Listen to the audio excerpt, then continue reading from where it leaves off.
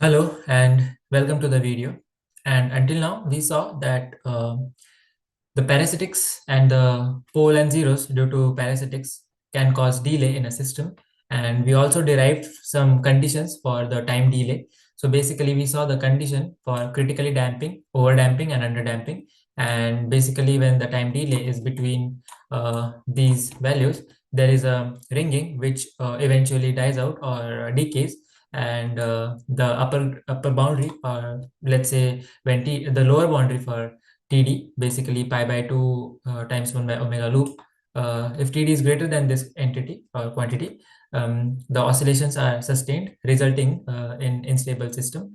So for a good and well-behaved amplifier, little ringing can be tolerated based on applications, and like application-specific trade-offs are being performed.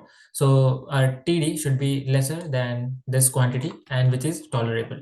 So when we analyze this in a time domain, so basically saying having an extra pole in a loop is basically, we can say that P2 nearly gives a delay of 1 by P2, and this we can derive it in time domain, and we can come up to this conclusion. In last video or in previous video, we derived in the Laplace domain. So when we derive the same thing in time domain, we come across, or we arrive at this conclusion. And the graph says that basically this is the step response for the system without delay. And when the delay of TD occurs, so basically what happens is we have a curve like this, where the slope after sustaining a constant slope is value of omega u by the total delay, and with a pole P2, the slope will gradually increase starting from 0 and attain a constant slope of omega u by k. So let's analyze a negative feedback op-amp with two parasitic poles. So let's say for two parasitic poles, we have a transfer function like this, and our transfer function from input to output will be gain of forward path divided by 1 plus gain of forward path multiplied by gain of feedback paths. So basically what will happen over here is, when we put the values and rewrite the equation, so we are getting some kind of third order equation in the denominator, and we know that poles of an unstable system are either on j omega axis or in right half plane. So when the poles are on j omega axis for a certain frequency omega, the transfer function becomes infinity. So basically, when the transfer function becomes infinity, we can say that the denominator becomes 0. So basically, for some value of s equals to j omega, where when the poles are on j omega axis for a certain frequency omega, the denominator becomes 0. So this can be represented.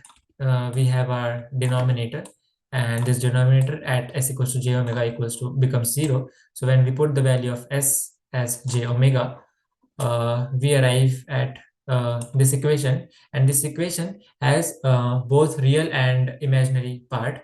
So and as we know, at this frequency omega, the denominator is 0. So basically the real part is also equals to 0, and the imaginary part is also equals to 0.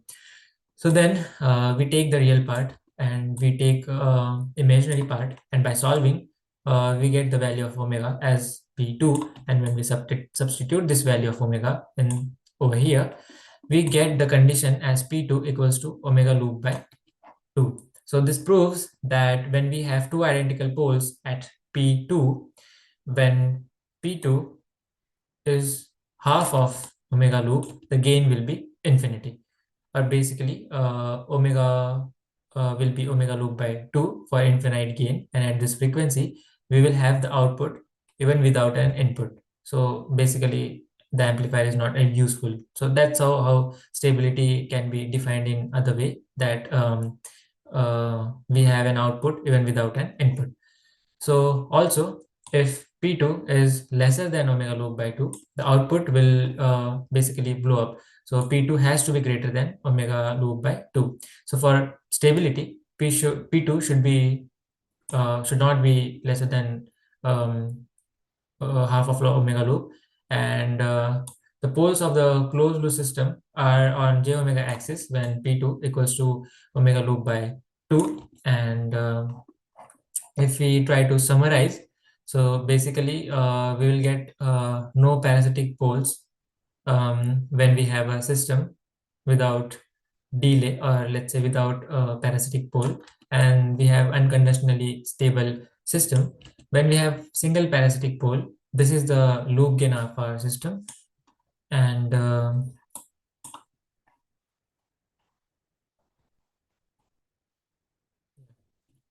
when we have two parasitic poles, this is a loop gain. This is how loop gain can be represented, and we derived this condition. We don't have instability when we had a single parasitic pole, but we had a lower boundary for the location of P2, and this lower boundary tends to decrease for the location of first pole due to parasitics when the number of parasitic poles increase.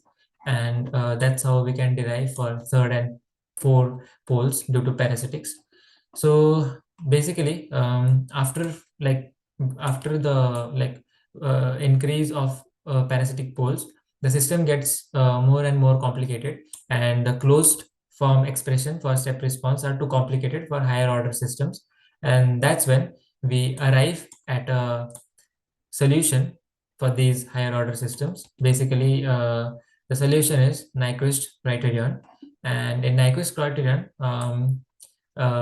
we can take our system as G equals to omega u by s, basically a transfer function in forward path, and 1 by k is represented by h. And in reality, there will be parasitic poles either in G or in H or in both.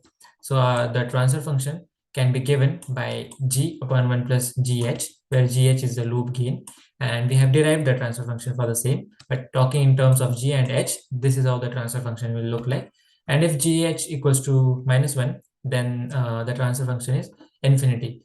So again, like when we talk about the instability of op-amp, we'll say that the transfer function is at infinity. So basically, when GH becomes -1, the denominator becomes 0 and the transfer function goes to infinity, or the gain goes to infinity.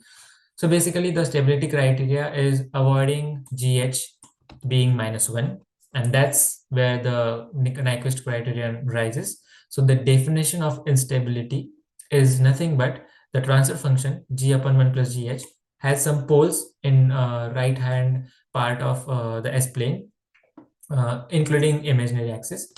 So when this transfer function has this condition of having poles in right hand part of the S plane, then the system is unstable. So to work out this, we need to find out the roots of the denominator.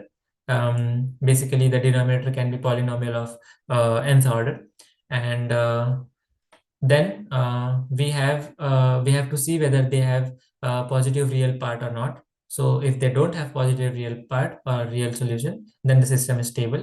If they have, then the system is not stable. But that's very difficult for analyzing when the system is of higher order.